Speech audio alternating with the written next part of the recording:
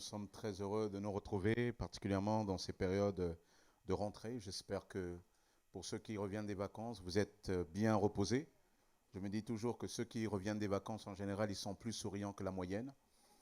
Donc, si vous voulez savoir, alors voilà, on peut vous détecter à peu près. Bon, pour ceux qui ne sont pas allés en vacances, mais je pense pour certains, c'est au mois de septembre. J'espère que vous allez pouvoir bien vous reposer aussi. Voilà, en tout cas, que le Seigneur soit béni. Je vous invite à ouvrir la parole de Dieu dans l'évangile de Matthieu au chapitre 16, verset 21. Verset 16 à 20. Matthieu chapitre 16, pardon. Matthieu chapitre 28, verset 16 à 20. Matthieu chapitre 28, verset 16 à 20. Nous poursuivons notre série sur les 5 caractéristiques du disciple selon Jésus. Jésus n'a pas la même définition du disciple. Jésus n'a pas la même définition du chrétien que nous. Nous avons toutes sortes de définitions qui ne correspondent pas à la vision que Jésus a du chrétien. Et nous avions commencé déjà il y a 2 semaines à voir ces 5 caractéristiques du disciple véritable selon Jésus. Matthieu chapitre 28, verset 16. Les 11 disciples allèrent en Galilée, sur la montagne que Jésus leur avait désignée. Quand ils le virent, ils se prosternèrent devant lui, mais quelques-uns eurent des doutes. Jésus s'approcha et leur dit, « Tout pouvoir m'a été donné dans le ciel et sur la terre. Allez donc, faites de toutes les nations des disciples, baptisez-les au nom du Père, du Fils et du Saint-Esprit, et enseignez-leur à mettre en pratique tout ce que je vous ai prescrit. Et moi, je suis avec vous tous les jours jusqu'à la fin du monde. Amen. » Amen. Nous allons prier et nous allons vraiment demander au Seigneur de nous parler parce que nous croyons que la parole de Dieu n'est pas une parole comme n'importe quelle parole. Au travers de la prédication, au travers de ce qui est dit, eh bien, le Saint-Esprit nous parle. Alors, on va se rendre encore un peu plus disponible à cette voix de l'Esprit. Prions. Seigneur, nous te bénissons, Père éternel, pour ta parole. C'est une très bonne parole. C'est une parole puissante. C'est une parole réconfortante. C'est une parole qui renouvelle. C'est une parole de rafraîchissement. C'est une parole d'encouragement. C'est une parole qui illumine nos cœurs. C'est une parole qui nous sort de l'obscurité. C'est une parole qui libère, Père éternel. Alors, en considérant tous ces aspects, ces caractéristiques de ta parole, nous te demandons, Seigneur, de nous aider particulièrement en ces instants à bien la comprendre. Seigneur, tu m'inspires et Seigneur, au-delà même de ce que je veux dire, Père éternel, pour parler à ton peuple, pour les encourager, que Seigneur, celui qui ne comprenait pas puisse comprendre, que la personne qui cherche quelque chose puisse trouver, que la personne qui frappe puisse avoir une porte ouverte. Seigneur, que la personne, Père éternel, qui était découragée puisse être encouragée par toi. Seigneur, que la personne qui cherchait le salut puisse découvrir que toi, tu es le puissant sauveur. Père, accomplis cela par la puissance de ton esprit, qui a le pouvoir de se saisir de ce qui est faible pour le rendre fort, ne serait-ce que pour un instant. Seigneur, je suis faible, mais toi, tu peux me rendre fort. Je suis, Seigneur, celui qui ne connaît pas, mais tu peux me donner la connaissance.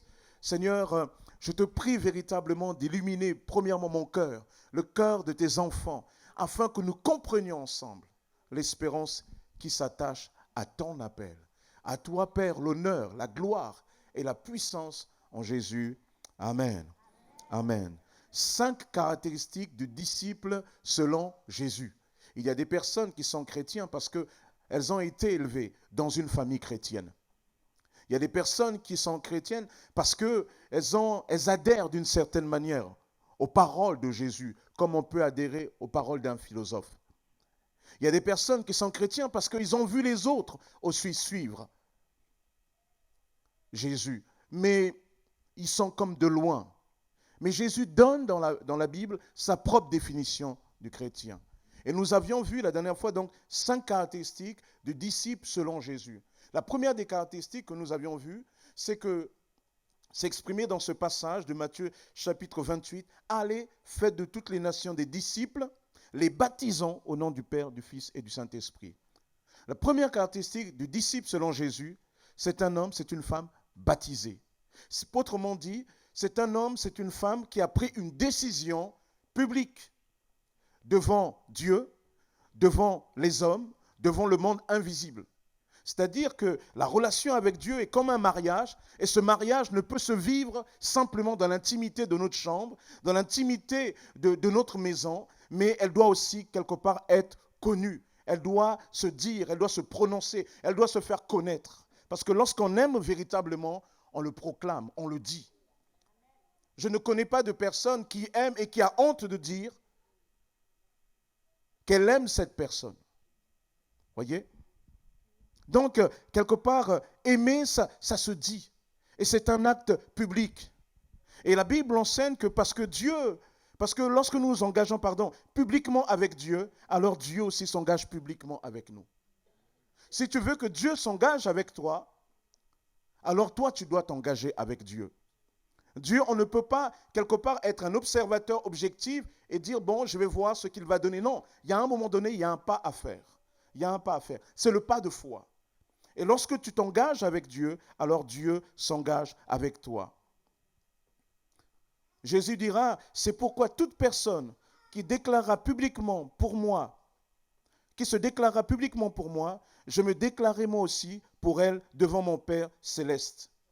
Ou encore, celui qui confessera que Jésus est le Fils de Dieu, Dieu demeure en lui et lui en Dieu. Donc, il faut le dire publiquement. Et je disais la dernière fois qu'un chrétien, c'est quelqu'un qui s'engage. Lorsque tu es un jeune homme et que tu aimes une fille, il y a un moment donné, il y a un cheminement, notamment des fiançailles, qui doit t'amener à une déclaration publique devant les autorités, devant l'officier d'état civil, qu'on appelle le mariage civil, devant aussi l'église de Jésus-Christ, parce que toi, tu penses que le mariage, ce n'est pas simplement l'union civile, mais c'est aussi, quelque part, un appel à la grâce et la bénédiction de Dieu. Et tu le dis aussi devant l'église. Mais on ne peut pas vivre en concubinage. On doit le dire. C'est les notions que je développe là. C'est vrai qu'elles ne sont pas très modernes pour certains. Mais la Bible n'en a rien à faire de la modernité.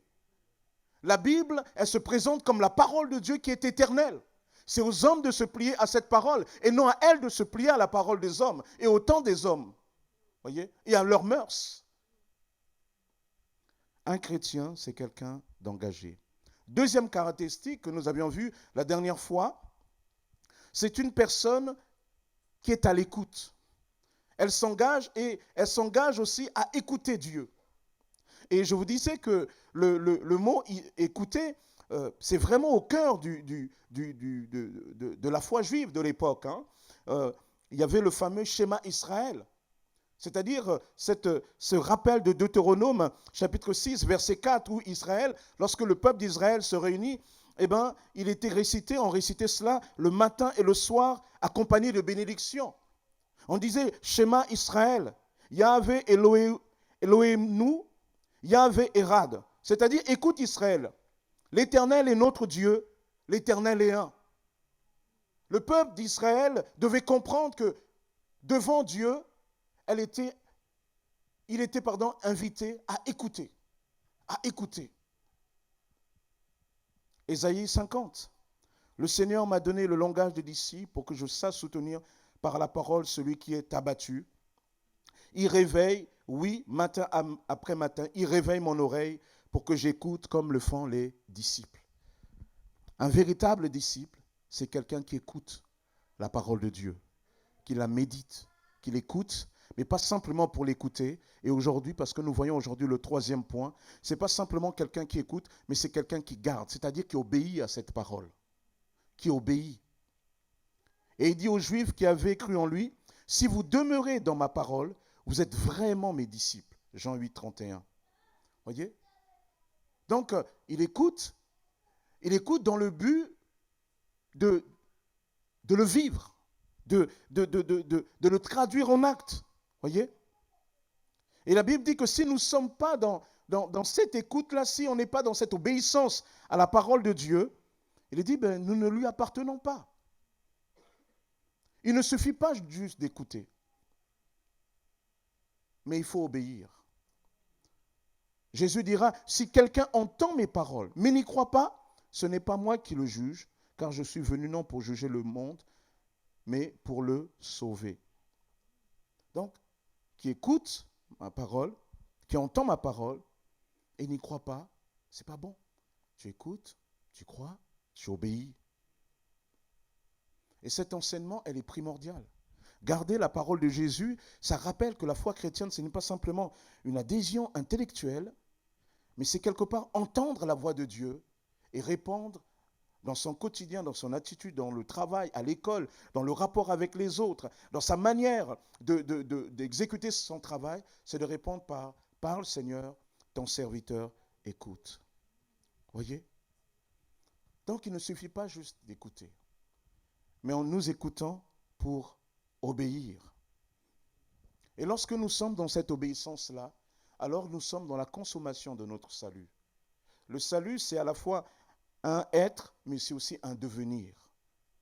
Voyez? Et cette écoute-là, qui conduit à l'obéissance, est la preuve ultime de notre amour pour Dieu. La Bible enseigne que tu peux dire tout ce que tu veux, mais tant que ce que tu dis ne se traduit pas en acte, alors tu n'es pas dans l'amour. Tu n'es pas dans l'amour. Et nous pouvons le comprendre aussi, du point de vue humain. Si quelqu'un vous dit tout le temps « je t'aime », et que dans le concret,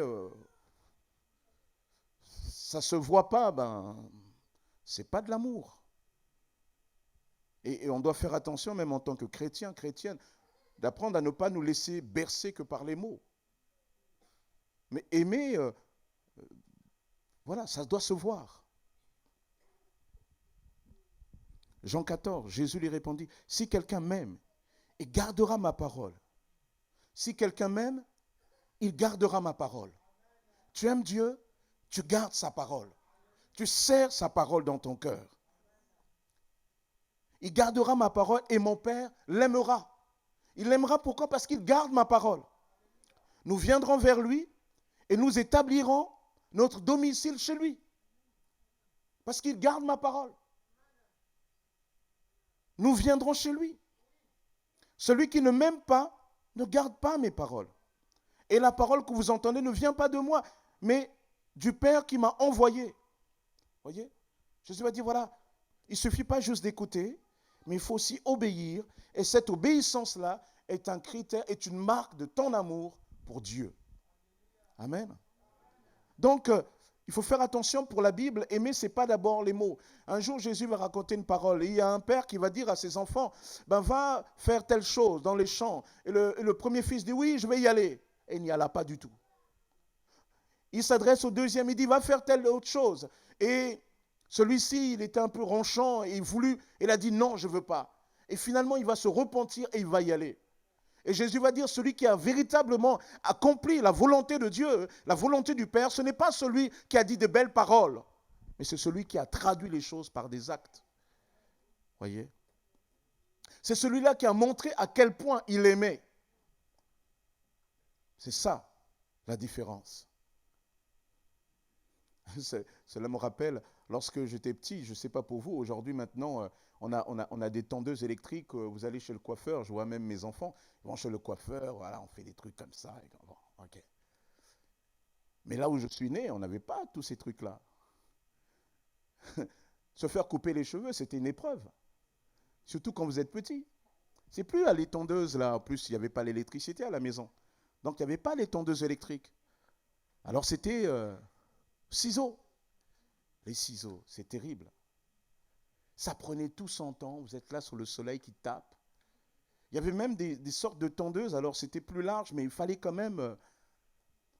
Et nous, on n'avait pas les moyens. Alors, qui nous coupait les cheveux? Le grand-père. Enfin, j'avais horreur de ça. Mais il fallait y passer. Il fut un temps, j'avais plein de cheveux. Je vois sur les visages, ah bon, pasteur? Du temps des dinosaures, hein, tout ça. Bon, revenons. Il fut un temps quand j'avais beaucoup de cheveux. Et donc, quand on me cherchait, on me disait, viens, on m'appelait, bon, mon prénom, bon, il m'appelait Mbou. Mbou, c'est mon nom en tant que jumeau. Donc, il m'appelait Mbou, Mbou. Et donc, quand il savait, là, il fallait se faire couper les cheveux. Je détestais ça. Je détestais cet exercice-là. Alors, moi, je faisais courir mon grand-père. Et comme il était quand même vieux, il ne pouvait pas beaucoup courir, il y a un moment donné, quelque chose dans mon cœur, moi je refusais, mais il y a quelque chose dans mon cœur qui me disait, c'est pas bien ce que tu fais. Je me tournais, je voyais vers ce vieillard qui n'avait pas la force de courir comme moi. Et c'est là que j'allais vivre cette parole de l'Écriture. Il était comme une brebis qu'on emmenait à la tente. Et donc je suis allé et je m'asseyais parce que j'aimais mon grand-père. C'était comme ça. Et vous voyez, parce que je l'aimais, j'obéissais. Parce que j'aimais, je ne voulais pas du mal. Je ne voulais pas lui faire de la peine. Quand on aime véritablement Dieu, c'est ainsi qu'on s'inscrit dans l'obéissance. Quatrième caractéristique, c'est une personne qui porte du fruit. Autrement dit, le disciple véritable se voit, s'entend, peut même se discerner. Souvent, on va vous dire, mais toi, tu as quelque chose, t'es spécial. Ça vous est jamais arrivé, ça? Souvent, on dit des chrétiens, mais vous n'avez pas encore parlé de Jésus, mais il y a quelque chose en vous qui émane, il y a quelque chose de Jésus qui est là. Vous êtes un peu spécial, vous. Souvent, certains vont même dire, vous êtes louche. Les jeunes vont dire, toi, t'es chelou. Ça se dit encore chelou. Hein? C'est une manière pour moi de vérifier la différence d'âge qu'il y a encore, si j'ai encore les bonnes expressions. Parce qu'il se dit, mais il y a quelque chose. Et pourquoi il dit cela? Parce que la foi produit du fruit. Le fruit, non pas parce que tu es un super prophète, non pas parce que tu parles en langue, dit l'Écriture, non pas parce que tu accomplis des miracles. Le fruit est défini ainsi par l'apôtre Paul, Éphésiens 5, 8. Car si autrefois vous étiez ténèbres, maintenant vous êtes lumière dans le Seigneur. Conduisez-vous comme des enfants de lumière. Le fruit de l'esprit consiste en effet dans toute forme de bonté, de justice et de vérité. Donc, porter du fruit, c'est-à-dire qu'on voit que quelque chose a changé dans votre caractère. On doit le voir. Si on ne voit pas assez cela, alors vous devez laisser vraiment Dieu travailler votre caractère, votre personnalité. Un chrétien, ça doit se voir. Il y a des fois, on peut même percevoir, il y a des gens même comme ça, je ne sais pas si vous connaissez, il y a des fois, on voit quelque chose, certains sur le visage. Je me souviens d'un frère, quand il était, les premières fois, j'ai eu la joie vraiment de voir avant Jésus et après Jésus. J'ai vu vraiment une personne qui était vraiment dépressive, etc. On avait tout fait, il a vu les psys, etc. Rien n'y faisait. Alors, je lui parlais simplement de Jésus. Je lui ai dit de croire en Jésus. On a prié pour lui. Je lui ai dit, toi-même, demande à Jésus d'intervenir dans ta vie. Et cette personne a demandé à Jésus d'intervenir dans sa vie. La fois d'après, j'ai vu un visage rayonnant. Et j'étais certain, oui, que Dieu avait visité cette personne. Elle était complètement différente. Je ne sais pas, pourtant elle a dû sourire, je l'ai dû la voir sourire, mais il y avait quelque chose qui émanait de cette personne. Quand tu es en Jésus, ça doit se voir. Après, il est vrai, ça ne veut pas dire qu'un chrétien, c'est tout le temps quelqu'un qui sourit un peu. Parce que l'Écriture peut dire que le visage peut souvent être comme sévère, mais le cœur à l'intérieur peut être joyeux. Voyez ? Maintenant, faites attention aussi, c'est bien quand même que quand le visage le reflète un petit peu. Voyez ? Donc, c'est ça que va dire l'Écriture. Ça se voit. Le fruit de l'esprit, c'est toutes sortes de bonté. C'est quelqu'un de bon. Et si vous voulez savoir c'est quoi les fruits de l'esprit, regardez ce que Jésus a été. Jésus, c'était quelqu'un de bon. Jésus, lorsqu'il voit la foule affamée, il ne veut pas les laisser partir. Il va opérer le miracle pour que cette foule soit nourrie. Parce qu'il avait conscience qu'ils avaient passé beaucoup de temps à l'écouter et que maintenant ils allaient rentrer affamés et que certains pouvaient défaillir en chemin. Alors Jésus se met en souci pour ces personnes. Jésus, c'était quelqu'un qui, quelque part, ne se laissait pas arrêter par des frontières, notamment de race, ou des frontières, quelque part, sexuelles. C'est-à-dire que dans l'évangile de Jean, lorsqu'il arrive devant un puits, il y a une femme qui est là. Normalement, non seulement c'est une femme, mais en plus, c'est une Samaritaine. Un juif ne pouvait pas s'adresser déjà culturellement pour un homme comme ça, s'adresser à une femme, mais en plus, encore moins quand c'est une Samaritaine. Mais Jésus va rentrer en dialogue avec cette femme.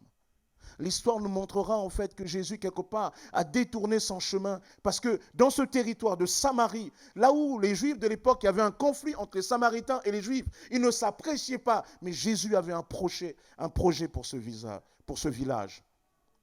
Et il va commencer à rentrer en dialogue avec cette femme. Il va se révéler auprès de cette femme comme étant véritablement le Messie.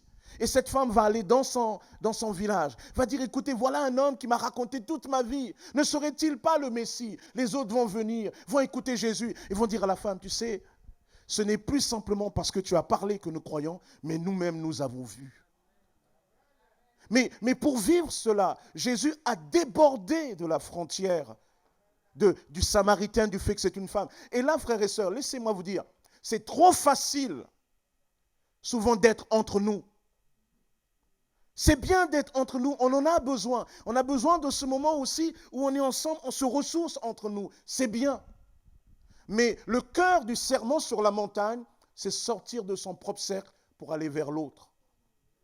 Est-ce qu'autour de toi, tu arrives à aller facilement vers l'autre? Ou même si ce n'est pas facile, mais est-ce que tu fais l'effort d'aller vers l'autre? C'est facile d'être avec les gens qui nous ressemblent. Je suis congolais, c'est bien d'être avec les Congolais. Quand on se retrouve, on parle un peu la langue du pays. Sangoni ni mama. Ah, Wafaso. Ah, bon. Voilà. Comme en plus il y a longtemps que tu n'as pas parlé, ça te fait du bien de parler la langue du pays. C'est super de se retrouver et manger du foufou, du manioc et du pondou. Il y a des gens qui disent, mais quoi, pasteur, c'est des êtres vivants? Non, c'est des plats congolais. C'est facile comme ça. Mais s'il y a des moments, c'est bien. L'évangile, c'est aller vers l'autre. C'est aller découvrir l'autre. C'est ça, le porter du fruit. C'est ça, le caractère de Jésus. C'est sortir voilà, oui, parce que c'est important. C'est bien d'être entre noirs. Laissez-moi vous déranger un petit peu. Ah oui? Le blanc, il est bizarre. Hein? Ou le blanc peut dire, le noir là aussi. Mais c'est trop facile. Mais l'évangile, c'est découvrir la beauté et la richesse que Dieu a mis chez l'autre, dont tu as besoin aussi. Amen. Moi, j'aime bien la diversité. Je dis, Seigneur, je te prie qu'il y ait des Arabes, des Asiatiques, qu'il y ait la diversité au milieu de nous. Parce que j'aime pas qu'on est entre nous, parce qu'il y a un moment donné, quand on est entre nous, il y a un moment donné, les valeurs du pays, de la culture, souvent prennent le dessus sur les valeurs de la Bible. Or, ce qui nous rassemble, c'est la parole de Dieu d'abord. C'est l'espérance en Jésus-Christ. Voilà comment Jésus, il a vécu. Jésus, c'était un homme de compassion. C'était quelqu'un de compassion. Ainsi, lorsqu'il voit des personnes impures venir le voir, des lépreux, il dit, Seigneur, si tu le veux, tu peux nous rendre purs. Il voit la souffrance de ces gens. Alors, il leur dit, je le veux. Jésus, c'est quelqu'un qui laissait les gens le déranger. Amen. Il laissait les gens le déranger. Un jour, Jésus était en train de parler. Alors, quelque part, des personnes ne pouvant pas avoir accès à Jésus, ils enlèvent les éléments du toit là et font descendre le corps. Ça veut dire, oh, écoute, il n'y a pas de place. Mais Jésus n'a pas égard à ça. Il voit cette personne, il dit, tes péchés sont pardonnés. Jésus, c'était un homme de pardon. Voilà le caractère de Jésus. Voyez? Quand on parle de fruits, on parle de choses comme ça. Tout simplement. Si tu veux marcher avec Jésus, c'est ce qui doit émaner de toi. Jésus était comme ça. Et vous regardez tout le caractère de Jésus, vous verrez que c'est ces fruits-là que Christ veut que nous portions. Je ne dis pas ici que c'est des choses simples. Souvent, il y a des gens qui méritent, à nos yeux, qui ne méritent pas toujours la grâce de Dieu. Mais il n'empêche que, de la même manière que Christ, tu ne le méritais pas, Christ a fait grâce, toi aussi tu dois faire grâce. Il y a des gens qui nous impressionnent, aller vers eux parce qu'il est différent de nous, il est comme étranger. Mais tu dois aller vers lui, pas simplement pour toi, mais tu dois aller parce que c'est le mandat de Jésus. Et quand tu vas découvrir l'autre, c'est là que tu découvres aussi tout ce que cette personne a, qui est magnifique. Frères et sœurs, soyons convaincus que Dieu a mis des belles choses chez les autres qui nous sont aussi nécessaires. Voilà ce qu'était le caractère de Jésus. Jésus, lorsque on lui emmène une pécheresse pour, pour la lapider, il va intervenir. Et ceux qui voulaient la lapider vont partir. Et il dit, femme, où sont tes accusateurs? Quelqu'un t'a-t-il accusé? Il dit non. Il dit non. Elle dit non. Il dit alors va, moi non plus je ne te condamne pas. S'il y avait quelqu'un qui avait le droit de jeter la pierre, c'était Jésus. Mais il va dire, moi je ne te condamne pas. Voilà ce qu'était le caractère de Jésus. Jésus, il allait vers les gens qui étaient isolés, vers les gens méprisés. Un jour, on lui emmène les enfants, les disciples estiment que le maître, les petits enfants là, qui ne comprennent pas toujours tout, il faut tout le temps leur expliquer. Jésus leur dit, laissez venir à moi les petits enfants, car le royaume de Dieu est pour ceux qui leur ressemblent. Voilà ce que Jésus, il a fait. Tu veux développer le caractère de Jésus? Regarde comment le Seigneur lui-même, il a été. Le fruit de l'esprit consiste en effet dans toute forme de bonté, de justice et de vérité. De justice.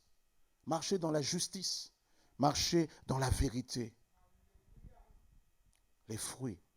Et ça, c'est fondamental. Le disciple, selon Jésus, c'est un engagé. C'est quelqu'un qui écoute. C'est une personne qui garde l'enseignement. C'est une personne qui porte du fruit, c'est-à-dire dans la foi, est rendue visible dans ses actions. Et enfin, ce qui est le cœur, ce qui fait pourquoi cette personne est comme ça, pourquoi elle cherche à marcher dans la justice, pourquoi elle cherche elle veut écouter la parole de Dieu, parce que c'est une personne d'abord qui attend le retour de Jésus. Amen. Combien attendent encore le retour de Jésus aujourd'hui? Qui se définissent chrétiens, mais qui disent non, mais bon, qui croient que Jésus les a sauvés juste pour avoir une belle maison, une belle situation, un bon mari, une bonne épouse, un bon travail, un bon ceci, des bons amis, toute la famille autour d'eux.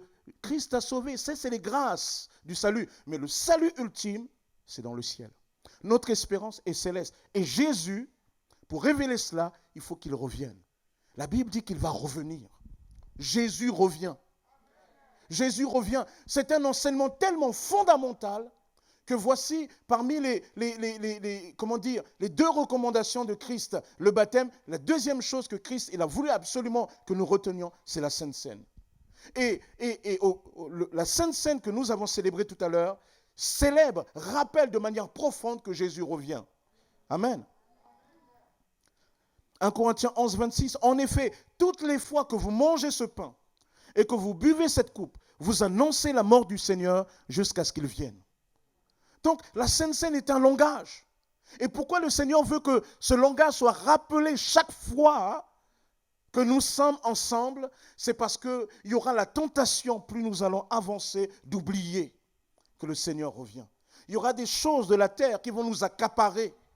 Les richesses, le matérialisme, souvent nos soucis qui vont nous faire oublier que Jésus revient. C'est pour cela que Jésus va inscrire ce repas-là, cette espérance, au centre du culte chrétien.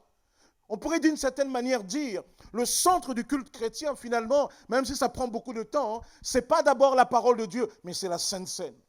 C'est l'élément pivot. C'est la chose qui rappelle que Jésus revient. Et le Seigneur a voulu que ça soit un rappel chaque fois, toutes les fois que vous vous retrouvez, faites ceci en mémoire. Donc toutes les fois que vous vous retrouvez, nous devons annoncer la mort du Seigneur jusqu'à ce qu'il revienne. Jésus revient. C'est une certitude. Alors certains vont dire, oui, mais ça fait un bout de temps qu'on annonce cela. Ça fait un bout de temps. Et tu as raison.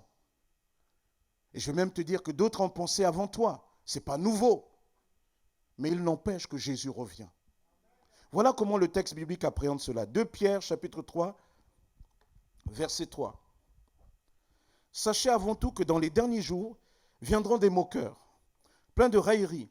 Ces hommes vivront en suivant leurs propres désirs et diront, où est la promesse de son retour? En effet, depuis que nos ancêtres sont morts, tout reste dans le même état qu'au début de la création. De fait, ils veulent ignorer que des cieux ont existé autrefois par la parole de Dieu, ainsi qu'une terre tirée des eaux et au milieu d'elle. Ils oublient volontairement que le monde alors a disparu de la même manière, submergé par l'eau. Or, par la parole de Dieu, le ciel et la terre actuels sont gardés pour le feu, réservés pour le jour du jugement et de la perdition des hommes impies. Mais il y a une chose, bien-aimés, que vous ne devez pas oublier. C'est qu'aux yeux du Seigneur, un jour est comme 1000 ans et 1000 ans sont comme un jour. Le Seigneur ne tarde pas dans l'accomplissement de la promesse comme certains le pensent. Au contraire, il fait preuve de patience envers nous, voulant qu'aucun ne périsse, mais que tous parviennent à la repentance. Le jour du Seigneur viendra comme un voleur dans la nuit. Ce jour-là, le ciel disparaîtra avec fracas. Les éléments embrasés se désagrégeront et la terre, avec les œuvres qu'elle contient, sera brûlée. Puisque tout notre monde doit être dissous, combien votre conduite et votre piété doivent-elles être saintes. Attendez et hâtez la venue du Seigneur, du jour où le ciel enflammé se désagrégera et où les éléments embrasés se fondront. Mais nous attendons, conformément à sa promesse, un nouveau ciel et une nouvelle terre où la justice habitera. Le texte biblique est en train de dire, oui, déjà à cette époque-là, il y avait des personnes qui avaient du mal. Seigneur, ils avaient idée que Jésus allait revenir, bon, certains dans quelques semaines, dans quelques mois, ou dans 1 an ou 2. Et voici, le temps a passé. Les apôtres sont morts, les disciples des apôtres sont morts, et d'autres sont morts. Et ils disent, mais où est le temps de son avènement? Et peut-être que certains chrétiens pensent encore cela, et ça c'est certain. Mais Jésus revient. Et Jésus revient, et ce n'est pas parce que le Seigneur, à tes yeux, semble tarder. La Bible explique que s'il tarde, c'est parce qu'il veut que le maximum arrive à la repentance. Ça veut dire qu'il y a des personnes qu'il connaît depuis avant même qu'ils ne soient nés, et il œuvre de manière à ce que ces personnes arrivent à la repentance. Il y a un calendrier de Dieu qui n'est pas le mien, qui n'est pas le tien, mais qui est le calendrier du Père, du Fils et de l'Esprit. Et Dieu recule les choses de manière à ce que tous arrivent à la repentance. Mais en attendant, souvent nous sommes en train de... Nous croyons que, ah oui, mais Dieu, est-ce qu'il va vraiment revenir? Bon, oui. Jésus revient. Amen. C'est l'espérance chrétienne. Jésus revient. Amen. La Bible enseigne que si nous ne croyons pas dans le retour, si nous ne croyons pas dans les choses du ciel, alors notre foi, elle est bien faible. Elle est bien misérable. Si nous croyons que dans les choses d'ici-bas, frères et sœurs, lorsque tu passes par l'épreuve, la finalité de toute chose, ce n'est pas ton épreuve. Jésus revient. Et la Bible dit que lorsque Jésus arrivera là dans le ciel, ceux qui nous ont précédés dans la mort, les croyants dans la mort, eux, ils vont d'abord sortir du séjour des morts, vont aller à la rencontre du Seigneur. Je ne sais pas comment ça sera. Mais la Bible dit, ils iront à la rencontre du Seigneur. Et après, nous qui serons vivants à ce moment-là, nous aussi nous montrons. Et à ce moment-là, dans une même maison, dans une même chambre, l'un restera au lit, l'autre sera enlevé. Ils seront à table. Peut-être 2 partiront, 4 resteront. La Bible enseigne peut-être même que dans un avion, le pilote chrétien va disparaître. Et toi, tu as intérêt à prier qu'il y ait un bon pilote automatique. Ou bien un copilote, mais si le copilote et 2 sont chrétiens. Ah, comme disent les Antillais là, frère, Villared. Ça va être chaud. Vous voyez, la Bible dit, on va être enlevé. Et là, on va aller à la rencontre du Seigneur. Je ne sais pas si ça sera comme, vous savez, dans les films Marvel, quand on vole, non, j'en sais rien. J'en sais rien. Mais le texte biblique nous dit, à ce moment-là, on sera enlevé là dans le ciel. Waouh! Je ne sais même pas si Guillaume, on parlera. Moi, je pense qu'on sera déjà immergé de quelque chose, de la présence de Dieu. On se verra juste comme ça. Amen.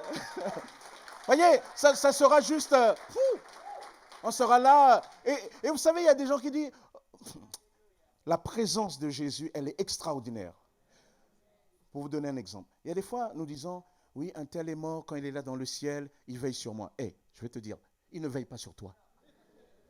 Textuellement, la Bible dit, il est réservé aux hommes de mourir une fois, après quoi vient le jugement. Selon la manière que tu as dirigé ta vie, Dieu te jugera. Ou bien tu iras avant le retour de Jésus dans un lieu de repos où il y a du tourment déjà, comme une préfiguration de ton sort, ou bien tu seras dans un lieu déjà de repos, de tranquillité, de félicité, en attendant le retour de Jésus. Nous, frères et sœurs, vous croyez que quand les gens montent dans la présence de Dieu, là où la présence de Dieu irradie, à ce moment-là, tout le reste pâlit. Vous imaginez, la personne est dans le ciel, vous croyez qu'elle va se préoccuper de la terre. Oh Seigneur, regarde mon fils, il est au chômage. Oh regarde, non. Ça, c'est déjà ramener les problèmes dans le ciel. La personne, quand elle est là-bas, elle dit, oh, là, elle est loin. Elle est loin, c'est plus son problème. Là, elle vous les a laissés à Jésus, occupe-toi d'eux. Elle ne dit même pas, Seigneur, occupe-toi d'eux. Elle n'est plus là, elle regarde quand la lumière. Elle dit, je veux aller là. C'est ça la réalité de la présence de Dieu. Le reste, c'est Hollywood. Le reste, c'est humain. Le reste, c'est charnel. Pour la Bible, lorsque nous serons dans la présence de Dieu, la seule préoccupation, ça sera la présence de Dieu. Oh, regardez dans l'Écriture, lorsqu'il y a eu la transfiguration, lorsque Jésus est transfiguré, il devient comme lumineux comme ça. Moïse, Élie apparaissent. Qu'est-ce qui se passe à ce moment-là? Les disciples disent, Seigneur, on reste ici. On reste ici. C'était pas le but. Il dit, non, non, moi je reste là. Moi. En présence de Dieu, aller à la famille, travailler demain. Non, non, on reste là. On reste là. Vous voyez la présence de Dieu, ce que ça produit? On a envie de rester là. On a envie de rester avec Jésus. Oh Seigneur, reste avec nous. Reste avec nous. Ah oui, on n'a pas envie de retourner dans vos trucs là. Dans vos cancans, oui, dans le ciel, il veille. Non, non, non. Là-haut, il a autre chose à gérer. Il n'a pas envie de gérer les choses de la terre. Parce que quand vous êtes là-haut, le ciel, oh, c'est tellement bon. Vous êtes heureux là-bas. Vous êtes bien.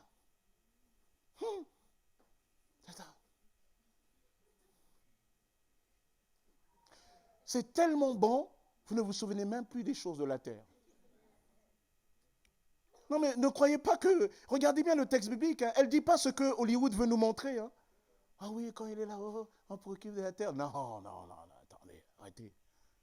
La présence de Jésus, elle sera si bonne. Quand le Christ apparaîtra, on sera là. On est là déjà tout souriant, là, vers la félicité. Vous voyez déjà, le ciel. Vous imaginez le ciel? Ce qui nous est dit du ciel, pour avoir un peu une idée. Il nous est dit que tous les malheurs qui assombrissent notre existence disparaîtront. Apocalypse 21, 4. Dieu essuiera toutes larmes de leurs yeux. Plus de larmes. Plus de larmes. La mort ne sera plus. La mort ne sera plus. Il n'y aura plus ni mort, ni deuil, ni cri, ni douleur. Car les premières choses auront disparu. Quand nous serons là-haut, waouh, il n'y a plus cela. Il n'y a plus des dossiers de ceci, cela. La Bible dit que Jésus, là-haut, il va y avoir un nouveau ciel et une nouvelle terre. Ça, là, ça va disparaître, la terre. Le ciel va disparaître. Il y aura un nouvel environnement, un nouveau ciel, une nouvelle terre. Il est dit que là, il n'y aura pas d'astre, soleil ou lune pour les éclairer, mais il est dit la gloire de Dieu les éclairera. Ça veut dire qu'il n'y aura aucun endroit où il y aura de l'obscurité, parce que partout, la gloire de Dieu va transfigurer tout. Et la gloire de Dieu, ce n'est pas juste de la lumière, mais c'est à la fois toute la lumière de son amour, de sa bonté. Partout où tu marcheras, oh là là, tu vas être bon là, tu vas être bon. Tu souriras, tu seras heureux au siècle des siècles. Et quand on sera à célébrer Dieu, tu entendras des musiques que jamais tu feras. Il n'y aura plus besoin de quelqu'un à la sono. Bon, Hervé, micro 2. Non, si tu vois quelque chose comme ça, ce n'est pas le ciel. Ah ouais. Si tu entends quelqu'un qui fait... c'est pas le ciel. Là-bas, c'est parfait. C'est parfait de c'est parfait. La personne, elle arrive, je ne sais pas, je ne pense pas que ce sera les guitares électriques, mais ça sera des trucs qui seront animés, le volume sera créé par quelque chose d'autre. Et quand tu vas prendre ça, tu vas prendre, je ne sais pas, ce sera même des guitares, mais imaginons un peu, pour parler le langage des gens, quand tu vas toucher ça là, toi qui avais du mal, ça, je ne sais pas faire ceci, bémol. Genre, tu vois, non, ça va être magnifique. Et là-bas, les gens seront tellement heureux, ils seront à célébrer Dieu devant le trône de l'agneau. Oh là là là là là là. À ce moment-là, tu sais, la mamie là, que tu disais là, de haute génération qui ne comprennent pas, elle aura retrouvé toute la jeunesse de son corps. Elle va te donner une leçon de danse. Elle qui disait que non, la danse, c'est dans le corps. Non, peut-être qu'elle va venir là. Tu te dis, hé, elle sait faire ça? Oh, quand tu es devant l'époux et l'agneau, la joie de Dieu te saisit. Tu commences même à faire. Même Michael Jackson, c'est un rigolo. C'est ça que ça va être le ciel. Ni larmes, ni trucs. Il n'y aura rien de tout ça. Ah là, tu seras bon. Il y aura des diamants, la Bible nous dit, il y aura des pierres précieuses. Et les sœurs, les pierres précieuses. Elles dorment. Elles auraient dû dire, Amen, pasteur. Entre parenthèses. Moi, je voulais juste, les rares fois où j'ai pu offrir du diamant à ma femme, c'est l'alliance. Parce que je suis allé voir les bagues. Mon Dieu, les prix. Il faut que je vende ma maison. Oh non. Je voyais, il y avait une bague, c'est juste des petits diamants. C'est tout petit. Mais il fallait voir les prix. Je vois même un reportage, j'avais un collier. Oh, on lui dit, mais ça coûte combien? Il y avait 1000 diamants là-dedans, les petits diamants. Oui, ça coûte, ouais, ça, on n'est pas loin du 1 million. Ça, c'est, tu portes un truc comme ça, on peut te couper le cou. Hein. Vous voyez? Donc, mais là, ça sera le diamant, ça sera étincelant, ça sera des pierres jamais vues. Oh, on sera baigné d'une lumière. Alléluia. Il n'y aura plus de deuil, plus de larmes. Jésus t'aura préparé une place. Et là, tu sais, ça ne sera plus comme les dossiers que tu as introduits à l'office HLM. Tu sais, le dossier que tu as introduit avec la prière, Seigneur, fais qu'on le mette bien au-dessus. Ça fait 10 ans que ton dossier est là-bas. Et chaque fois, on t'envoie, vous savez, ce courrier qui tue, là, qui démoralise. Cher monsieur et madame, nous avons bien reçu votre courrier. Après l'avoir traité de manière attentive, malheureusement, nous sommes dans la... Il y a des courriers comme ça, souvent, quand tu vois déjà, tu sais, c'est suspect. Quand tu vois que ça se résume juste en 5 lignes, en général, c'est pour dire, ah. Mais là, Jésus va te préparer une place. Là, les anges vont dire, this is your house, your home. Tu dois là.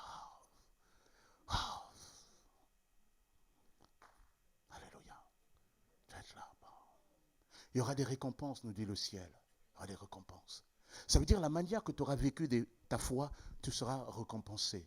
Pas à salut, mais par rapport à ta récompense, ton positionnement dans le ciel. Et ce qui est intéressant dans ça, que tu sois pasteur ou pas, tu peux recevoir aussi une super récompense. Parce que la Bible dit, si dans ta vie ici-bas, lorsque tu as vu un serviteur, une servante de Dieu, lorsque tu as pris un verre d'eau, tu as donné à la personne, en discernant que c'est un prophète de Dieu dont il fallait prendre soin, la Bible dit, tu auras une récompense de prophète. Quand tu auras là-haut, waouh! Et toi qui étais méprisé, toi qui servais les autres, peut-être que dans le ciel, c'est eux qui vont être à ton service, à ton commandement. Bien sûr, pas de la même manière que sur la terre. Parce que la Bible dit, certains seront chefs de 100, de 1000, de 10 000, etc. La Bible parle de récompense. Il n'y aura ni cri, ni douleur. Si tu regardes, si à un moment donné dans cette vision, tu vois quelqu'un qui a juste un petit peu comme ça, ce n'est pas le ciel.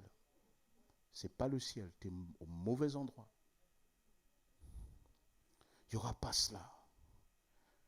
Et alors il y aura la nouvelle Jérusalem. Il est dit, la gloire divine va illuminer la ville. Et l'agneau qui lui tient de lampe.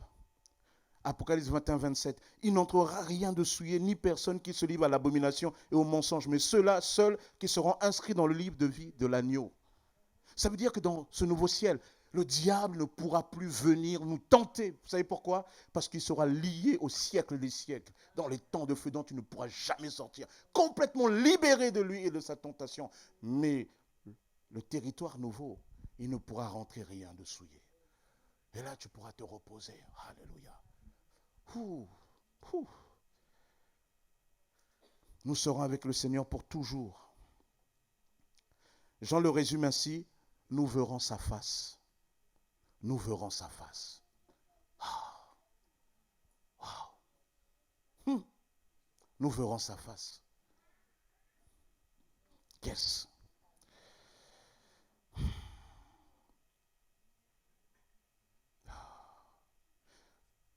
Cette prière va être exaucée.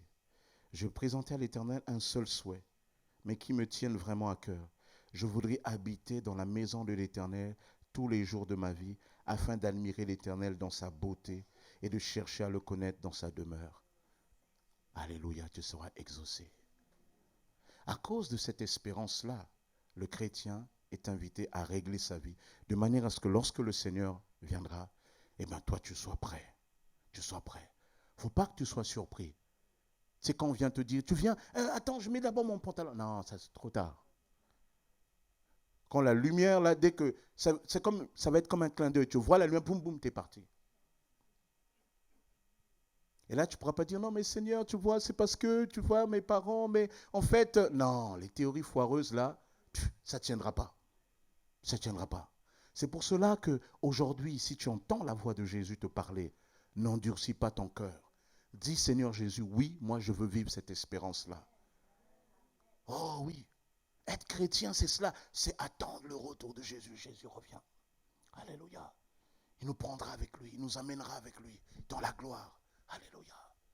Nous serons avec lui au siècle des siècles. Amen. Ça sera dans une communion intime, intense, forte, sans ombre, ni voile, avec le Père et l'Esprit. Voici Apocalypse 21, 3. Voici le tabernacle de Dieu avec les hommes, c'est-à-dire la tente de Dieu avec les hommes. Il habitera avec eux. Ils seront son peuple et Dieu lui-même sera avec eux. Le Seigneur Tout-Puissant est le temple de la cité ainsi que l'agneau. Ses serviteurs verront sa face et son nom sera sur leur front. Le Seigneur Dieu les éclairera.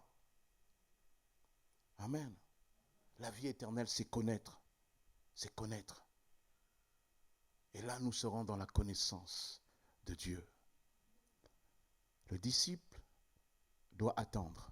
Alors, lorsque la vie est difficile ici-bas, compte sur la grâce de Dieu. Ne te décourage pas. Dieu fera en sorte que toute chose concourt à ton bien. Mais au milieu de tout cela, n'oublie pas, Jésus ne t'a pas sauvé pour que tu aies une belle maison. Jésus ne t'a pas sauvé pour que tu aies ta 14 000 bénédictions, comme, excuse-moi, certains prédicateurs essaient de nous faire avaler. Viens prendre ta bénédiction par-ci, par-là. Il y a un moment donné, tu dois arrêter d'aller prendre ta bénédiction. Tu dois commencer à obéir, à laisser Dieu transparaître en toi. Et c'est là que la grâce de Dieu va couler. Parce que ces pasteurs-là, ces prédicateurs-là, ce n'est pas eux qui sont les possesseurs de la bénédiction. C'est le Christ Jésus. Et comment cette bénédiction se déploie? Dans ton obéissance. Amen. N'oublie pas que notre espérance est céleste. Est céleste. Waouh. Alors prie pour toi. Prie pour ta famille. Prie pour les tiens. Seigneur, garde-les, protège-les, fais-leur du bien. Notre espérance est céleste. Waouh. Jésus revient. Waouh. Il va nous emmener avec lui.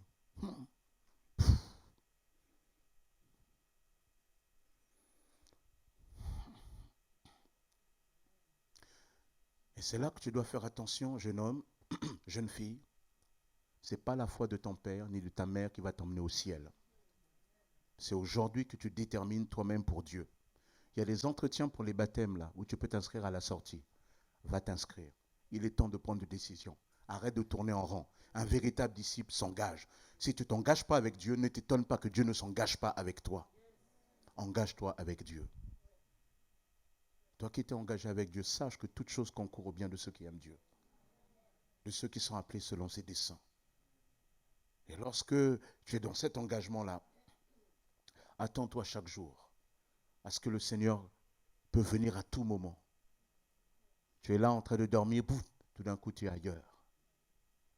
Voilà comment cela. La Bible dira que cela arrivera comme un voleur. Vous voyez comment les voleurs font? Ils ne vous préviennent pas. Hein? Vous êtes là en vacances, bien, alléluia, la plage, vous rentrez, et là vous avez vu la maison sans dessus-dessous. Il y a des fois, il y a même des gens, tu dors, pendant que tu dors, il a vidé ta maison. Non, il y a des gens, quand la Bible dit que l'homme est ingénieur au mal, il y a des ingénieurs du vol. Hein. Il y a des gens, ce n'est pas des stagiaires voleurs, hein, c'est des ingénieurs. Non, mais c'est terrible. Ça te surprend là. Et toi qui avais tout du jour au lendemain, tu n'as plus rien. Il y a même des gens qui se sont fait braquer violemment. Ils ne s'y attendaient pas. La Bible dit que le retour de Jésus viendra comme ça. Tu t'y attends pas, paf, etc. Ne crois pas parce que ce jour-là, quand il fait beau, Jésus va venir, il fait sombre, etc. Ou bien même s'il y a des guerres, de dire, ah oui, ces guerres-là annoncent que Jésus... Non. Il viendra d'une manière surprenante. Tu t'y attendras pas. Amen. Alors, 5 caractéristiques de véritables disciples. Quelqu'un d'engagé, quelqu'un qui écoute, quelqu'un qui, quelque part, obéit, quelqu'un qui porte du fruit, et une personne surtout qui attend le retour de Jésus. Prions ensemble. Seigneur, nous te bénissons. Tu es notre Dieu et tu règnes. Nul n'est semblable à toi. Seigneur, nous voulons véritablement que tu prennes la place qui te revient. Seigneur, aide-nous à être ces disciples-là. Aide-nous à être ces personnes. Parce que nous avons besoin de toi. Aide-nous à serrer cette espérance. Dirige-nous, Père. Et moi le premier, Père, à garder, à serrer cette espérance dans mon cœur. Seigneur, je ne veux pas être disqualifié après avoir couru. Mais Seigneur, je te prie de m'emmener au bout de la course, Père. Dans le nom puissant de Jésus. Tu gardes tes enfants. Les cœurs à qui tu as parlé, Seigneur, tu les amènes à une véritable décision. Ô Père, dans le nom puissant de Jésus. Amen. Amen. Amen. Que Dieu soit béni.